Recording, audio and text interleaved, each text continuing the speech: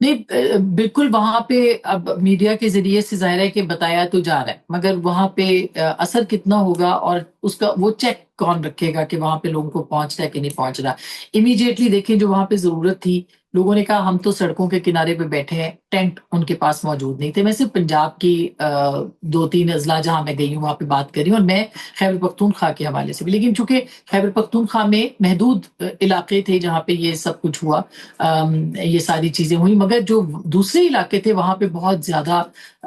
یعنی اسے کہتے ہیں کہ اپنا اثر دیکھنے کو ملا، اور وہاں پہ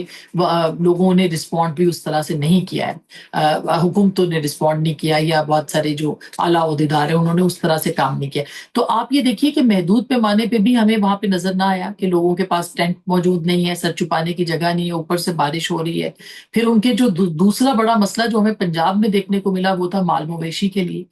وہ آپ کو پتا ہے کہ لوگ اپنے سے زیادہ مال مویشی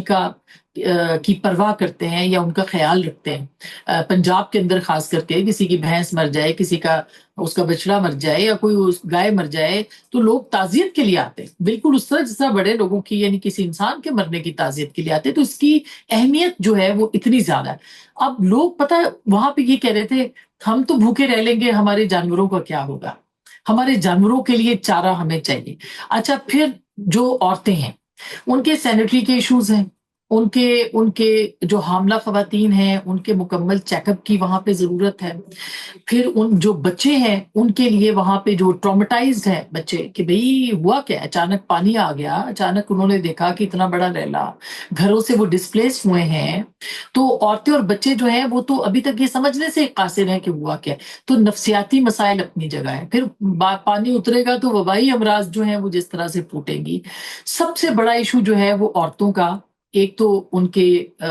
کا جو یعنی مختلف مسائل ہیں ان کے حوالے سے، ان کے باتھ رومز کے ایشوز جو ہیں وہ اپنی جگہ پہ ہیں، پھر وہ جو حاملہ خواتین ہیں ان کے مسائل، جن کی ماہواری آتی ہے ان کے مسائل، تو بہت ساری جو عورتیں ہیں وہ تو یہ بات کہہ ہی نہیں سکتی کہ ان کو مسائل کیا ہے۔ وہ اچانک لوگ گھروں سے بھاگے ہیں،